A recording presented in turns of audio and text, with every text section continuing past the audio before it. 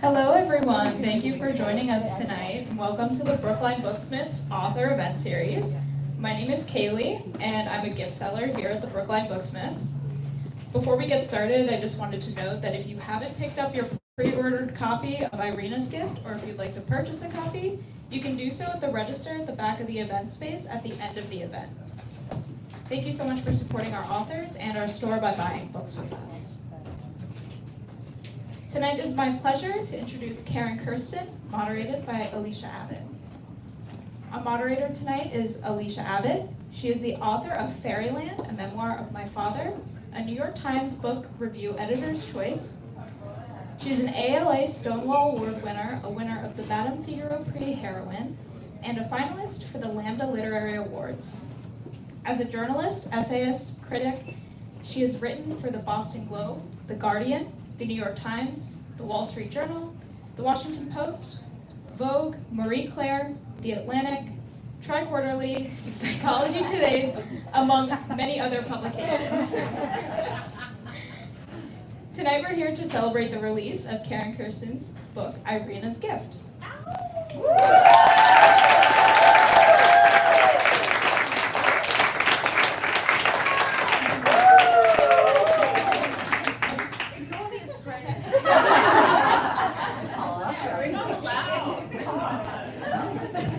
A former marketing executive, Kirsten is an Australian-American writer and an educator who speaks on topics of hatred and reconciliation around the world.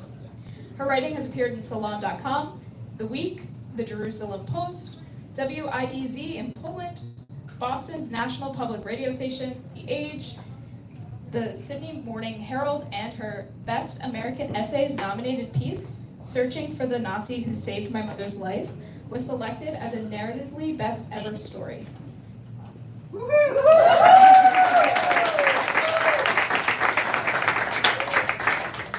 Weaving together history, memoir, and mystery, Irena's Gift is the captivating account of one woman's personal quest to uncover the unspoken and give voice to her family's secret war-torn history. In 1942, in German-occupied Poland, a Jewish baby girl was smuggled out of the Warsaw Ghetto in a backpack. That baby, Joasha, knew nothing about this extraordinary event until she was 32, when a letter arrived from a stranger. She also kept that knowledge from her. She also learned that the parents who raised her were actually her aunt and uncle. Joasha kept this knowledge from her own daughter, Karen, until an innocent question unexpectedly revealed the truth. Determined to understand the generational trauma that cloaked her family in silence, her own origins, and to help heal her mother's pain, Karen set out to unearth decades of secrets and piece together a hidden history from the days of pre-war Poland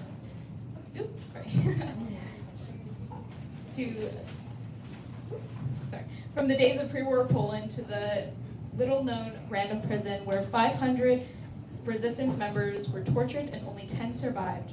Her grandfather, the only known Jewish survivor. There, Karen finds answers, yet not easy ones. As she exposes her family saga of love, betrayal, and countless brushes with death, in the astounding negotiation with an SS officer who saved her mother's life, Karen must reconcile with the complicated, multifaceted truths behind human behavior. Irena's Gift is a story of resilience, bravery, revealing how love and hope can not only prevail through the worst imaginable circumstances, but resonate through time. I've been really looking forward to hearing this conversation, so without further ado, let me turn it over to Kirsten with Alysia Abbott.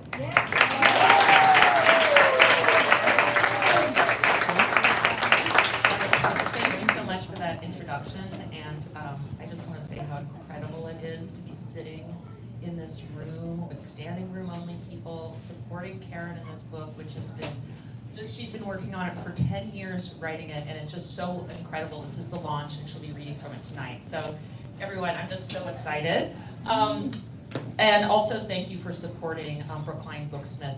This is an amazing bookstore, and community spaces only exist like this if you purchase books and other items from them. So keep on supporting the community. Before we get started, so just to let you know how it's going to work, I'm going to have Karen start with a reading to give you a sense of the voice and story. I'll talk with her through some questions, and then at the end we'll open questions for the audience. So if there's anything that comes up for you, you'll have an opportunity to ask at the end. And then there are all these amazing baked goods because Karen is in, if Karen is hosting, there are going to be amazing baked goods. So if you know Karen, you know that. So you have that to look forward to. But for us to begin, Karen, why don't you read a short section from the book? Looking back, it's clear that although my grandparents were hiding details of their past, some of their secrets lived in plain sight. Books crammed their living room shelves with war titles so terrifying I didn't want to touch them. The likes of Auschwitz, a doctor's eyewitness account, Survival in Auschwitz by Primo Levi, and The Holocaust in Historical Perspective by Dr. Yehuda Bauer. What happened to you during the war? I asked them. Shooting glances at each other, they replied with a terse, "Not much." Or, "We were staying someplace where we couldn't travel around," as though at a far-flung spa. "Did the Nazis do that to you?" I once asked Nana about the dense crimson scar, like a giant hand that crept down her cheek and bled into her neck. "No, it's a birthmark." Nana touched her neck tentatively. But friends at school had shown me their birthmarks, mottled patches of pink dots, a postage stamp-sized brown splotch on one girl's chin. Nana's mark was enormous, and it looked inflicted. When she applied makeup in the mornings, I would watch her press powder onto her nose, cheeks, and forehead, then spray her hair into a voluminous bob so stiff you could hit it with a stick and it wouldn't move. For someone so meticulous about her appearance, why didn't she dab over the birthmark? Nana mostly wore dresses, even when we drove to the park to play with the poodles. I don't recall her wearing upturned collars or roll-neck sweaters, which would at least partially hide the blemish. It was as if she considered the mark a badge of merit. I did not know that after a doctor had suggested she remove her tattoo, she told him never. She hid the past to protect my mother, but didn't conceal her scars. "Why don't you know how old she really is?" I asked Mum on one of Nana's many 50th birthdays. "Because she lost her papers during the war." "She has a passport though," I countered. "Didn't she have to tell them her age?" "Yes, but when she got the papers after the war, she made up a date." "But isn't that lying?" "Enough with the questions," Mum scolded. "Go outside and play with the poodles." Thank you. You get a sense there of this childhood home, shrouded in secrecy. You also get a sense of Karen asking question after question, which would serve you as you moved into the story. But I want to we heard in the introduction that everything changed when your mother was 32 and received this letter. And so I just wanted you to talk a little bit about this culture of secrecy, and if you found out, when it was uncovered for you that you found out the secret. So there was this, as you saw, this atmosphere of secrecy in my family. My grandparents and my mother were holding in what happened to them behind this wall of silence. And one of my earliest memories, when I was 4 or 5, I was sitting in my grandparents' kitchen at a banquet, and my grandfather was reading his newspaper, and my nana was chopping onions and beets for a borscht. And I said to her, "Nana, what's the numbers on your arm?" And she said, she didn't blink. She said, "Oh, that's my phone number." I had it tattooed there especially, so I'd never forget it. And my grandfather just poked his nose over his newspaper. And he had scars I didn't know about as a child too. He didn't have the Auschwitz tattoo, But he would, when I visited, he would swing from being my happy grandfather who would tickle me and carry me on his shoulders to sometimes when I stayed over, he would sit in his blue velvet chair and stare at a wall for days. Of course, now I know that people who survive the camps and people who endure war to this day battle with PTSD and depression.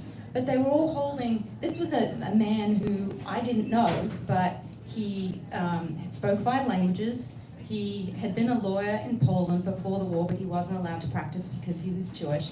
And after the US Army liberated him from Dachau, they hired him to work on the Dachau Nuremberg trials. But I didn't know any of this. You know, they were holding everything in behind this wall. They couldn't believe what had happened to themselves, so how could they tell anyone else about it, let alone their own family? But then, at some point, you started finding out the truth. At some point, the secrets were broken. And what's remarkable to me is how you became the one member of the family who was able to interview your grandmother and start breaking those secrets. And I don't know if you all are aware, but Karen got a starred review in the book page, and the writer Joy Ramirez wrote, "Pain sometimes travels through families until someone is ready to feel it." Isn't that amazing? And Karen was that person, and so at some point, you decided to interview your grandmother. And how old were you when that happened?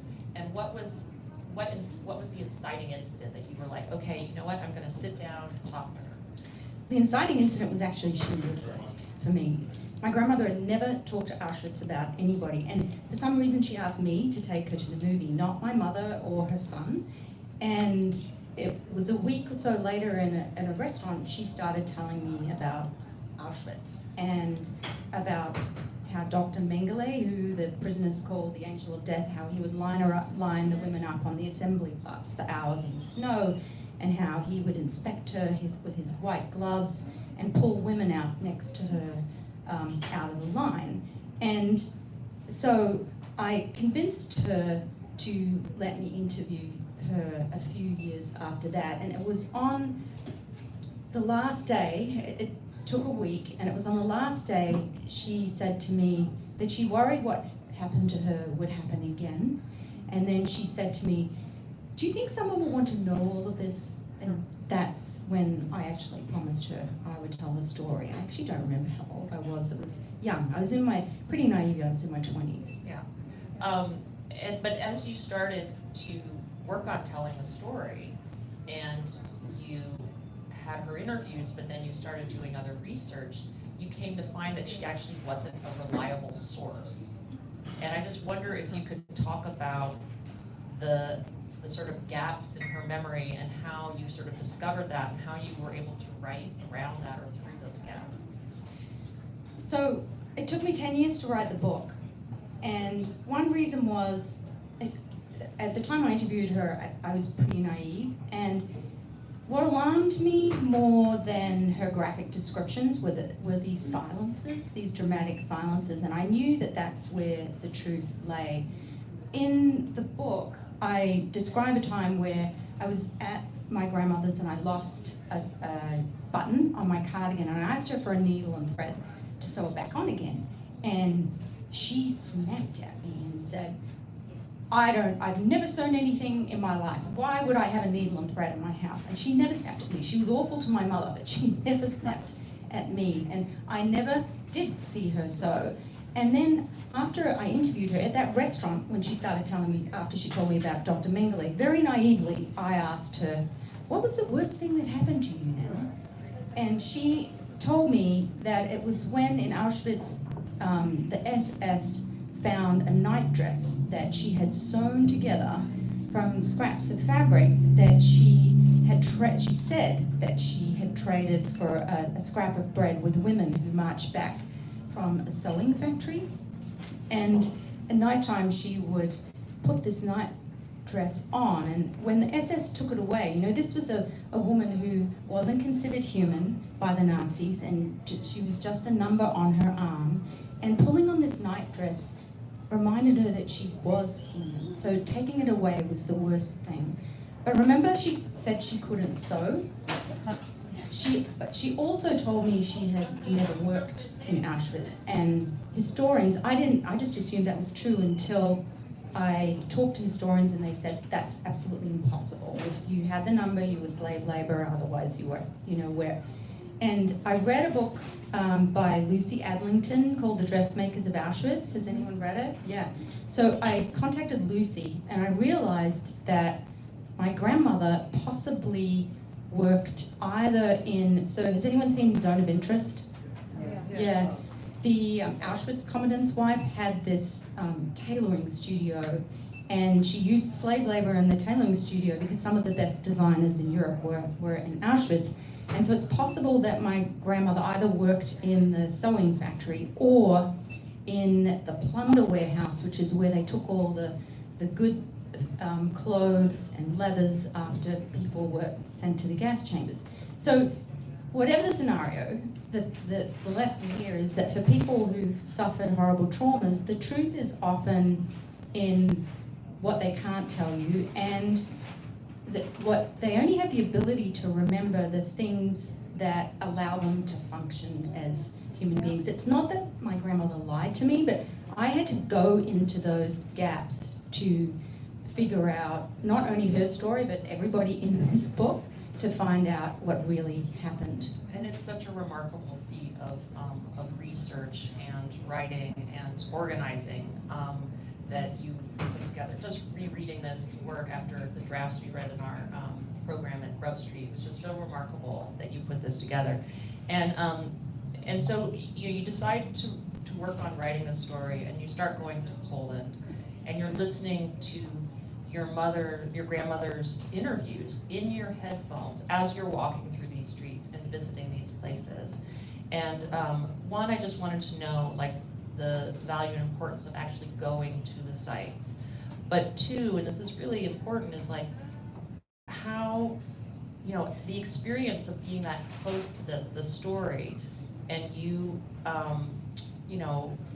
sitting in the depths of that, and sort of, you wrote falling asleep scares me, because you would start just to see all these things that you were told, and that's just so much to carry.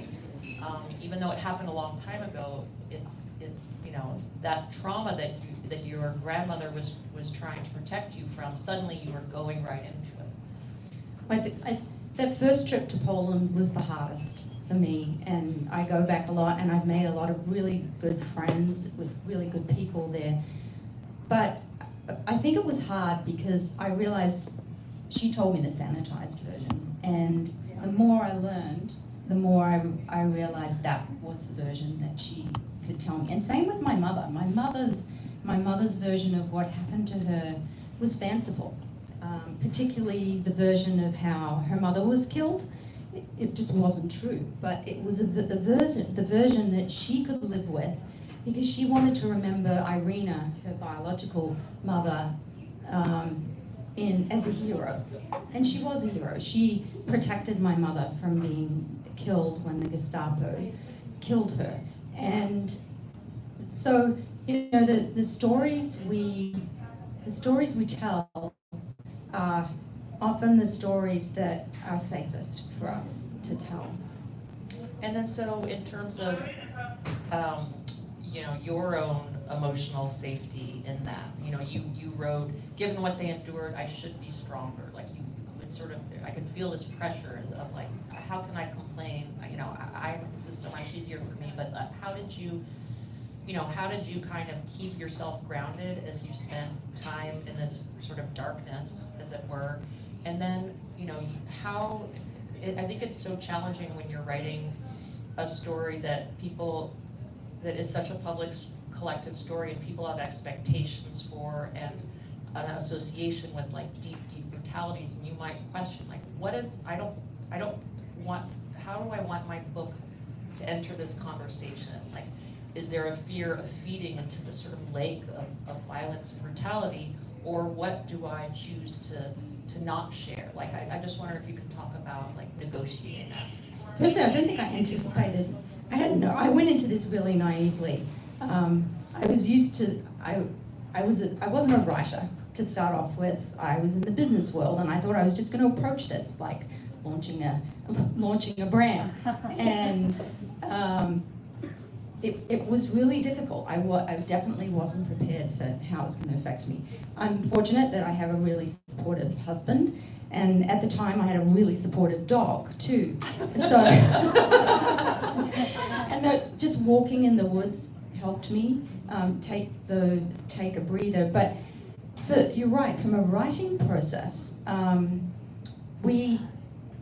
I left a lot of white space. I started off when I was in the incubator, there was a lot of This is detail. the Memoir Incubator, Yes. which is a program at Grub Street. There's a number of graduates of the Yes. incubator in the audience tonight, holler. They're like, some of whom have recently published books or we've seen publishing books. But anyway, back, sorry, little detour. And so thanks to Alysia, I realized that readers needed to breathe. And so originally I wasn't really in the memoir as a character. And so by popping out into the present time, it allowed readers to get away from Auschwitz. But to be honest, the thing that, and it's the most important thing in this book, are the heroes, the people who, despite all the hate and propaganda that was swirling around them and the violence, who weren't indifferent to my family's plight, and people who risked their lives to really humble everyday people. And so I wanted to make them the most important characters in the book. And yeah. So, talking about that, sort of the heroes, the most important characters, and even like, what is this a story about? In the introduction, there was it was remembered that you had written a piece for Narratively in 2016 that was nominated for Best American Essays, and it was one of their best ever pieces, called The Nazi Who Saved My Mother's Life. That was in the original version of your memoir, that was the scene that we start with, is trying to track down that Nazi. that's right. But in this version, in this book, that's really not the central question. It's really a different story. And I just wonder if you could talk about how you shifted and decided that this sort of the central question, or what you wanted to be the narrative focal point, needed to change. Well, the more I learned about this guy, even though I'm here today because of what he did, the more I learned about him and the apparatus he was a part of, the less I wanted to make him the hero. When I first went out to Poland to find the people who saved my mother, some of my friends, it was all about finding the Nazi. But some of the relationships I made along the way, I actually met perpetrators, children of war criminals who helped me with my search. And the more I learned about how they had suffered because of their father's deeds, I just didn't want to make him a hero. And really, thanks to Alysia, and you really do get all credit for this, it's a complicated story, and at the center of it is why Alysia, who's the woman I grew up thinking of as my grandmother, why she seemed to hate my mother. And she had risked her life to save her. And so we ended up starting the book with a scene about my mother, and to show that tortured relationship between my mother and Alysia. And the reason why she hated her, or seemed to hate her, is really complex and nuanced and multi-layered, and that reveals itself in many different ways in the book. And some of it's trauma, but it's really about love and betrayal and her dislike for a particular person in this book who she blamed for her suffering in Auschwitz. And so it moves from being, this sort of hero that saved, the Nazi that saved my mother's life, to why is there so much tension, anger, heartbreak between my mother and my grandmother? And you, as a character, are the bridge between those generations, in the sense that they each trust you.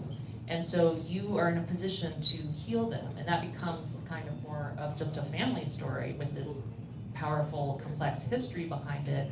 But the role that you had in trying to resolve that. And I just wonder if you could talk about this sense of, again, why Karen, why that sort of fell upon you. And because there is a point where, you're hearing these stories and you're doing these trips and you ask, like, what should I do with their stories? I'm not sure I fully understand why this is so important. Maybe I'm searching for me.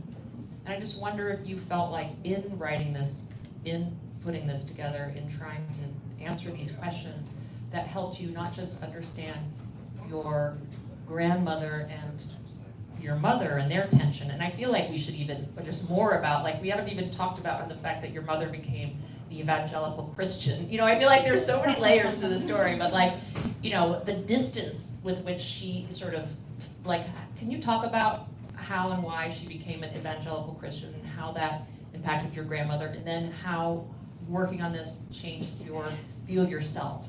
I think that last line that you read, I think I'm searching for me. I actually didn't realize that until I was in the memoir incubator, because I was developing myself as a character. So I knew, growing up, I knew that my grandparents were Polish and that they were Jewish, but they were atheist. And in my mother's case, she ended up during the war for a time being hidden by Catholic nuns in a convent.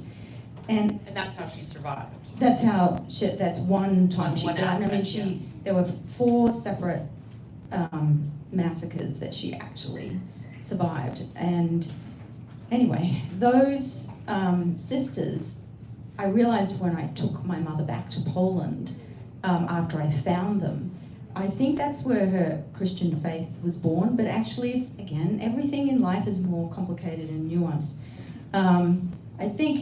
I think initially she converted at 15 because she had met this family, a friend at school, who she remembered the mother hugging her for the first time. It was the first time she remembered being hugged at 15 years old. And she said, she described it as this wonderful warm flesh all around me. And so I think she was drawn to Christianity really because she just craved love. She was raised by parents who she thought were her parents, who were so damaged. Again, a lot of people who endure war, they numb themselves and they can't show their emotions because otherwise they would fall apart. So, and for me, I think I'm searching for me. I think because I was raised in an evangelical Christian church where I actually sang in a band and that whole, the stuff you see on TV, that was me. So as the more time I spent in Poland, I think I felt more Jewish in Poland than anywhere else. To this day, I feel more Jewish in Poland so I think it was trying to figure out who I was as well. What was this weird, complicated identity that I had? And then, your mother, there was so much confusion for her. You talk about how she felt suddenly this embrace of this hug, but she also used to have these nightmares about her childhood, that her parent, who she believed were her parents, were actually her aunt and uncle, would try to dismiss. And she didn't understand what the truth was until this letter until she was 32. And then I wonder if you could talk about, you traveled several times to Poland, but at some point you brought your mother with you to Poland. And I don't know if you can read a little bit of that section because it's so profound. Where you took her and how you navigated that. It was very healing for my mother. It gave her closure on her life. But I hear Mum's voice trill in the back of the silver Honda Accord. She and Sister Honorata, 2 cuddly Polish mamas, share a joke in Polish I can't understand. I twist and see Sister laugh too, her cheeks wobbling. Only a few hours ago in Warsaw, Mum met Sister Honorata for the first time. Now they both carry on as if they've known each other for years. Perhaps she reminds my mother of Cornelia, the sister who raised her. 5 months after I hugged the Catholic sisters goodbye in Sushednov, I am headed back, this time with my mother in tow. Isa, the woman who translated for me when I first met the sisters, has organised everything, the logistics, the transportation, and the tissues. She's roped in her friend Dominica to drive us. We pull into the convent's gravel driveway. My mother steps out of the car. Her eyes lock onto the long building, its window panes boarded up, paint flaking off the weatherboard. The former orphanage is nestled in weeds like a wrecked ship. Mum presses her fingers to her chin. She stares at the panelled red entrance doors, 3 meters or so tall, that dominate the facade like a nose warning of dangerous odours. No need to open them yet. No need to go in. Do you remember something, Mum? I ask into a too high pitch. Yes, I think so, she murmurs. Her eyes linger on the doors. Then she spins around, something compelling her to turn away. I'm struck by her pained look. She narrows her eyes, frowning. Her lips and cheeks sag. For the first time, I notice my mother's age. Behind a wire fence at the bottom of the property, lush fields of grass roll towards low hills dotted with trees. Look at the mountains, I say, pointing to landscape she described to me from her childhood memories. Ha ha, they're only hills, Mum laughs. She whirls back to being my happy mother, but I see her lips tremble, her usual cheer slipping. Mum has been thinking about this day for months, wondering what memories will return. When she first arrived at the convent, she'd clutched a white teddy bear, the one Alysia had pushed into her arms before the police arrested her. The sisters took my mother's bear away, maybe to appease other children who had no toys, causing Mum to sob night after night. After I found the sisters on my previous trip and phoned Mum, she would wake from nightmares, weeping for her teddy. She would seek solace in scripture. She prayed and forgave the sisters for inflicting such a wound. By bringing her back to Sushednyov, I fear I have pushed her too far. But now Isa, not me, stands right behind her and reaches her arms around Mum in a drawn-out hug. Sister Honorata approaches. She pulls my mother in close like a grandmother. She soothes Mum with words in soft, encouraging Polish. Mum says something in Polish I don't understand. She stares at the red doors again. Tears creep down her cheeks. I'm happy, she says to all of us. These are tears of happiness, she says.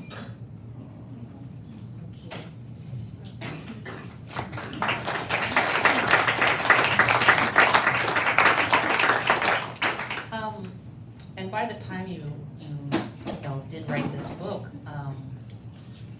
Yoasha, your mother, had passed, Alysia, your grandmother had passed, your grandfather, Nietek, your actual grandfather did. Having them gone by the time you sat around, did that make it easier or harder, do you think, to write this book? Well, the funny thing is, so even though my mother kept the letter that arrived secret from me, I ended up reading her the manuscript as she died of a disease that happened over years. And I read her the manuscript and I found myself leaving bits out. So there were things I found out that I just felt, what's the point of her knowing this? And I realized, and the central theme of the book really is, we all lie to protect ourselves from the past and things that have happened, and to protect the people we love. And here I found myself lying, really, to protect my mother. And there's a scene in the book that one of the things Alysia encourages us to do was write about the thing that you don't want to write about. And so I wrote about a scene, and you'll know what it is in the book, about my mother that didn't paint her in such a good light initially until you see the layers of nuance. And I wrote for the editors, Penguin's editors, I do not want to publish this, but I left it in so they could read it. And right up until the day before it went to print, my editor said to me, if you take this out, what do you think will happened to the story, what you want. I wanted people to see the complexity of human behavior, and I realized if I took it out, it would completely change the story. So nobody in my family knew about that scene, and I had to prepare. Nobody in my family's actually read the book, and that's another story. But I had to prepare. Particularly my sister, if she did, for that scene. I didn't want other people to tell her about it because it's a very challenging scene, but it does talk to that complexity of human behavior. And I know I feel like everyone's like, I've got to read what that scene is now, so make sure you buy a copy of the book. But what do you feel like you want people to take away from this memoir? You worked on this book for 10 years. You know, you spent another 2 years selling it. You're so dogged. You know, like you're like, I'm not going to take no for an answer, and now it's remarkable. But what do you want people to take away? Well, there's actually a lot of hope in this book, and the hope is in, it's about the ordinary people who risked their lives to save my mother, and I want people to be inspired by the kindness and empathy that they showed her, because I wouldn't be sitting here talking to you today, and we need kindness and empathy so much today in our world, more than ever. And one of the educational organizations I work with, Facing History, Facing Ourselves, their motto, I think, is the perfect motto for this book. It's people make choices and choices make history. And that's what I want people to remember. Thank you.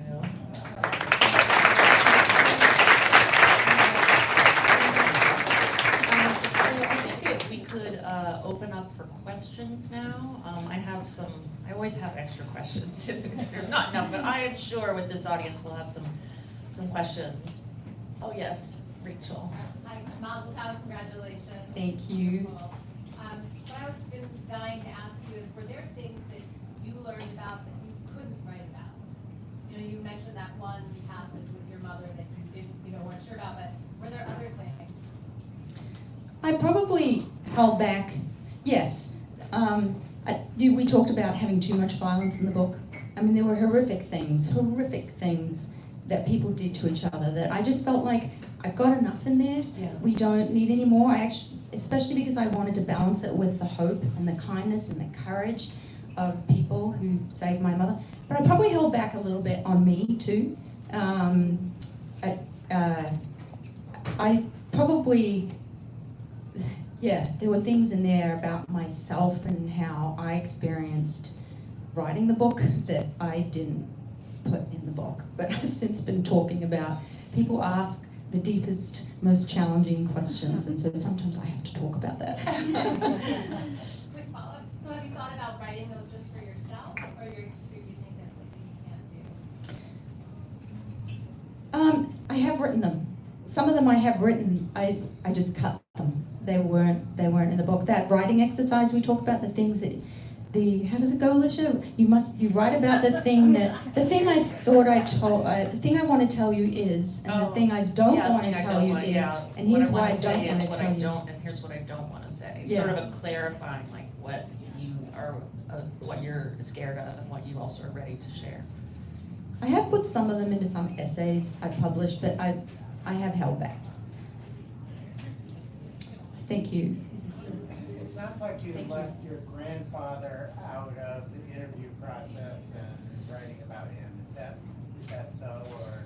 So the question is, did you leave your grandfather out of the interview process? If yes, why? So the grandfather I grew up with, Mietek, I had no idea what had happened to him until I interviewed my grandmother, Alysia.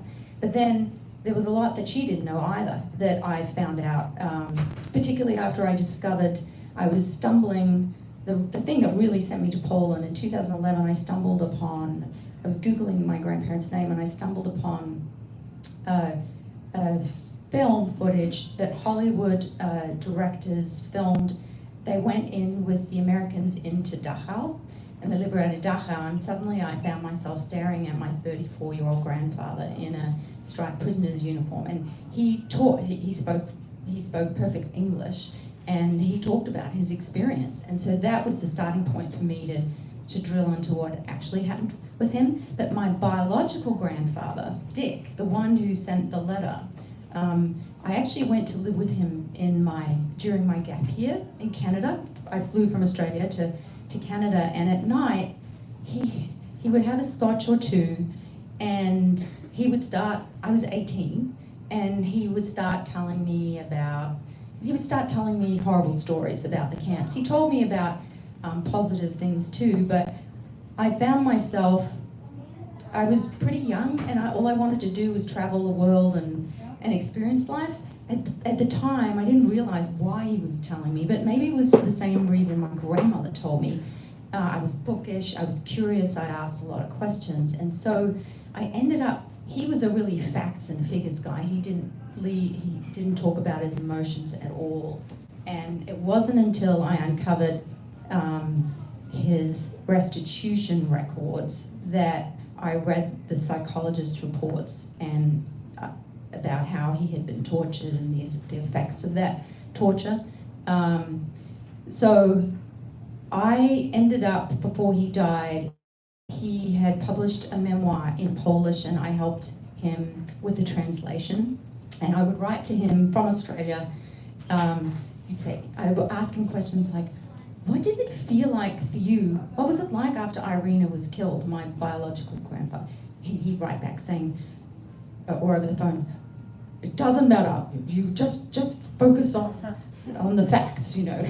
So I had the skeleton of his story without the emotions, and I had to dig into archives and listen to survivor testimonies of other people, talk to historians of other people who were in that prison where my grandboy Dick was tortured, to really understand what he went through. I think there are 500 endnotes in this book. I had to learn how to create these. I wanted fiction and non-fiction readers to read the book. So I wanted to create these vivid fact-based scenes. There's nothing in here that I did not research. I did use some writerly techniques, like I imagine a couple of places. If I didn't know the facts, I would say I imagine, or maybe this happened. But it was thanks to my grandfather's memoir that I had the skeleton of the story. So he wrote a memoir. He did, Yeah. yes. And that memoir was available in English to people? Yes, in Canada and in Poland. I actually have people contact me on social media. They find his book in Poland, and had people contact me from Poland. Incredible. Question here? Hi Karen. Question regarding your follow-up. It's probably not an emotional question, but I'm very curious about the format of the book that you chose. Like it's a memoir, so I think maybe you touched a little bit about fiction versus non-fiction. Why a memoir? Is it autobiographical? I mean, how much is fiction, how much is fact? In the format and the writing technique and the narrative style? Yeah, so the question is, how did you, come up with the narrative style, moving between, having maybe some fictional techniques, but also maybe questions of structure, because essentially the book moves between scenes of Alysia and Irena and Mietek in 1930s Poland, and these very vividly drawn scenes based on the research, which, as you just said, is supported by research and fact. It's not made up. When it is made up, you just say, I imagine. And then you sort of move between that and then Karen on her research journey, Karen in Poland, meeting people, Karen considering coming back home, wrestling with these issues, where she's sort of the process of writing it. And so we move kind of weaving back and forth. So how did you come to that structure and sort of decide on the best way to tell the story? Considering it's so emotional. Considering it's so emotional. Yeah. Well, I could have written it as fiction. I've now since learned about the writing process, and it'd be interesting to see if you agree with this. Rachel Barenbaum, who's a fiction writer. It would have been a lot easier for me to sell as a fiction story, and it's such a wild, crazy story that most people ask me, is it fiction? And it's not. No, it would have been a total betrayal to my mother and her family to write this as fiction, and I could never do that. And those techniques I talk about, they're rare. They're actually not in them that much. Two teachers I had really helped me with this. Alex Marzano-Lesnovich wrote a book called The Fact of the Body, and I took many classes with Alex, and they really helped me with some of those techniques. But also Kevin Birmingham, who wrote A Sinner and a Saint, and a book about Ulysses called The World's Most Dangerous Book. I took some classes with him at Harvard Extension. That's where the Nazi essay came from. That was my first ever essay, and he really taught us how to use artifacts and interviews and pictures and videos. I spent a lot of time watching Nazi propaganda videos. It was horrible, but it was the structure of the book, like Alysia said, coming out of the past and into the present helps give the readers a break, and also it contemporizes the story. It's a lot of agents that I talked to early on in the process said, "You're not in the book. Who's interested in this story? You know, it has to be your story. Otherwise, nobody's really interested in it. It had to be true. It had to be nonfiction." It can be so tempting when you are inheriting a story and you're doing these lengthy interviews and you're talking with people who've been through so much. You could just be like, "That's the story. Who am I? Like I'm the typist." Right. And so to move and say, actually, the reader needs to know who's telling this story. The reader needs to know what's at stake for her. The reader needs to know how this telling of the story and researching the story is affecting her. And so Karen becomes kind of like a connection ambassador for the reader into this very complex story. Yes. But that was a big shift, because that wasn't how you initially. No, it wasn't. I didn't feel like I had the right to tell the story because I hadn't experienced what they had. So I think that the most compelling part of the story to me is the way in which it has impacted you. And that I'm so glad that you didn't write it as a fiction. There are so many fictions out there about the events that happened, but the beauty of your book is, from my perspective, the way that you came to understand things differently. You came to recognize that people do their best. People have the capacity to do what they have the capacity to do. They tell their truth in the version that they are Yeah. able to. Yes. And then to be able to forgive the many challenges that not necessarily forgive the perpetrators, but to forgive the way that you were brought up. And I would love to hear from you, like, what do you feel have been the biggest gifts that this book has given you? So the audience member is saying how much Sue appreciates that the book is not fiction, but is written as nonfiction, where Karen is a character in the story talking about how it's impacted her in the process that she's had to go through to forgive family members, or at least have compassion for the way they behave toward each other. And the question was, what was the biggest gift for you? What are the gifts? What are the gifts that you received in writing I think there's a few.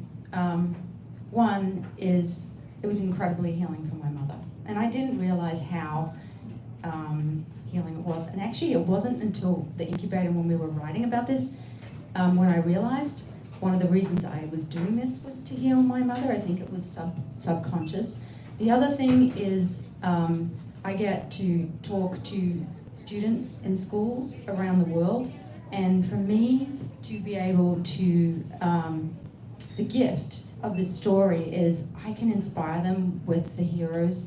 They're examples of people in this story who, particularly the women, the strong women, the ones who saved my mother, but also my mother herself, and Alysia, as complicated as she is a hero. The Nazi's not the hero.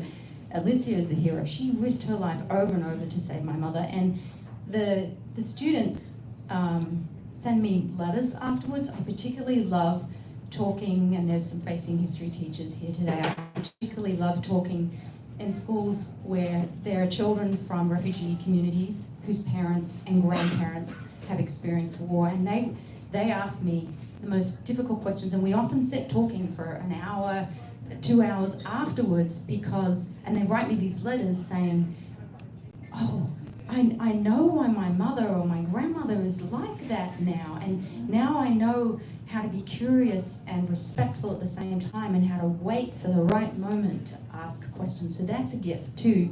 And since I've been on book tour, because the book was published in Australia and the UK, I have a lot of people who write to me and have attended talks who are also children of war survivors, and some of them cry, they tell me their stories, they feel liberated because they've been holding it in for so long, what it was like to live with these really damaged people. Because we didn't grow up amongst Jewish people in Australia, my grandparents lived as far away from them as they could. To start over again, I started meeting, I started hearing from people whose mothers had committed suicide when their mothers were 12 years old, so the daughters and sons, because they couldn't live with what they'd endured, and they felt liberated by reading this book and have me being vulnerable, which I wasn't initially, and to be honest about talking what it was like to grow up with all this. So it's been a gift. Thank you, Sue, for that really powerful question. Madonna. Hi, Karen.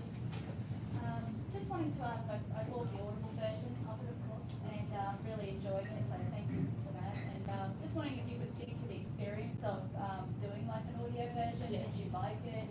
You know, something that you might recommend to people that are in the audience that are thinking about doing it? It's a really good question.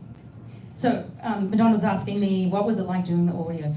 The audiobook. The audiobook. So I actually recorded it down the street from here, and I met Julie Rakowski, who recorded her book in the same studio. And I initially, when Penguin asked me to do it, I initially said no.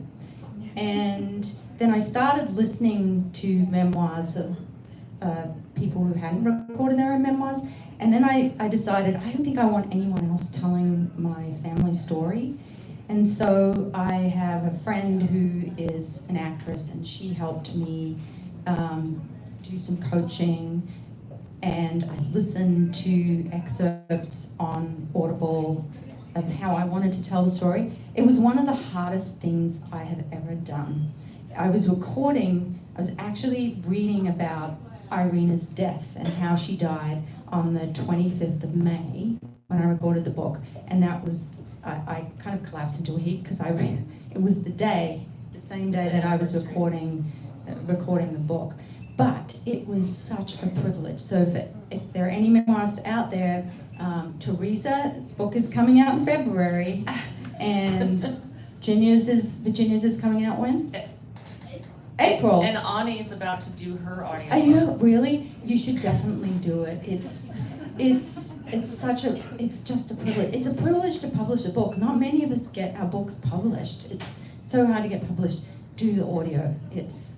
I'm happy to give you some tips. I think Teresa had a question. Yeah, my question is, like if we look at recent years with Kiese Lehman buying back the rights to some of his books so that he could like rewrite parts of them, and then also Taylor Swift famously re-recording her entire catalog of work to re-release it. I'm curious about the Nazi Who Saved My Mother essay, and if you feel like this book is like this version of the book is sort of like a reclamation of that story and telling that story in a way that you're like, this is how I want it to be, this is how I want to tell that story now. And also, if not, then I'm also curious about why not. And then I'm also curious of like what it feels like. I feel like this is maybe a rude question to ask, but I'm gonna ask it anyway. Like what it feels like that essay is like still part of you, you know, like still part of you, still part of your bio, still gonna be noted at the beginning of any word that you say publicly. Like what's that like? Okay, so the the Nazi essay, I'm so grateful to Narratively because that was my first essay I've ever published. And you know why? Because it has an unresolved ending. And life is full of unresolved endings. I got a review in the foreword yesterday, and it ended with that, the uncertainty. I think the line I used in the book is, life's not a pretty box that you tie a pretty ribbon around. That's not what it's like. And we have to lean into that nuance and complication of life. It's just not simple. Human behavior isn't, history isn't, and that story isn't. So it's actually changed. The Nazi story, I learned a lot since then. It was published in 2016. And originally I thought that would be the center of the book. So it completely changed after that. What was the second part of the question? Just what it's like to have that essay still be like part of you. Yeah, Would to be you- part of me. like if you could change it, would you change it? You know, like the way, I think Teresa prefaced by talking about Kiese Lehman sort of buying back his rights to rewrite parts, and Taylor Swift. No, because my grandmother was the hero in the essay anyway. The ending of the essay, if anybody reads it, it ends with me realizing I was searching for this Nazi, but actually the hero was in front of me all the time. It was my grandmother, Alysia, and she was the hero, and she's also a hero in this book. So no, I wouldn't change it. I think that's what life's like too, right? Things morph. We all wish we could do things differently and go back and do them again, but we don't get that chance. So we have to move forward and again embrace that complexity of life and write another essay. We have time for one more question. Hannah, up the Hannah? back. She's Oh, okay. leaving Sorry. she's moving to Turkey tomorrow, so she came especially. Okay. Just curious, is the book going to be translated into Polish? I wish. As Judy Wachowski would know, there's a lot of problems in Poland with revisionist history, and there are a lot of things in this book that are fact-based and referenced that are not going to be very popular in Poland. My grandparents were arrested by the Polish police. Well, at a time, Judy was writing her book and I was writing mine, we could have been thrown in prison for saying that. And I did go to Poland and actually mention that. Somebody published an essay with a title, I gave a speech, and they published it saying the Polish police arrested my parents. And I was furious at them for publishing that because I could have been arrested. And they said, "Don't worry, we got lots of lawyers. We can fix it." So I would love it. If of all countries in the world, I would love it to be published in Poland, but I'm not hopeful. Do we have time for one more? Okay. Well, there's someone here. Go for it. You're the boss. Yeah. Thank you. I thought it was very interesting that it was Schindler's List that helped open the doors for your mother, because it was Saving Private Ryan that helped open the doors for my dad. Really? Who was a veteran of World War II and never spoke of his trauma and battle and that, Right. and about his ability to write his memoirs. But that was my question. It's just a comment. My question is, how come sorry if this is too personal, why hasn't anyone in your family read your book? And what's the story? They may have. I doubt it, but they may have. They just haven't told me. The person I was most worried about reading it was my mother's brother. And I published an essay, and it's a 4-page excerpt came out in the national papers the day before this was published, and in Australia. And I gave him the first copy of this book, this version of the book here, and had to prepare him for that, to explain him that I loved my grandmother Alysia, but it was his mother, and there were things he was going to read in here that he would find really difficult to deal with. He cancelled a dinner with me the next week, but last time I was in Australia, he wanted to have dinner with me, and he told me how much he appreciated the story. But my siblings, they grew up with all this stuff. To this day, my sister, who listens to the equivalent of the BBC every day, but she has to turn it off when there's anything to do with war, and particularly when children are involved. She can't watch anything on TV. It's just too much. They're too they're too close to it. They grew up with it. So I think that's possibly why. Well, I think we're the boss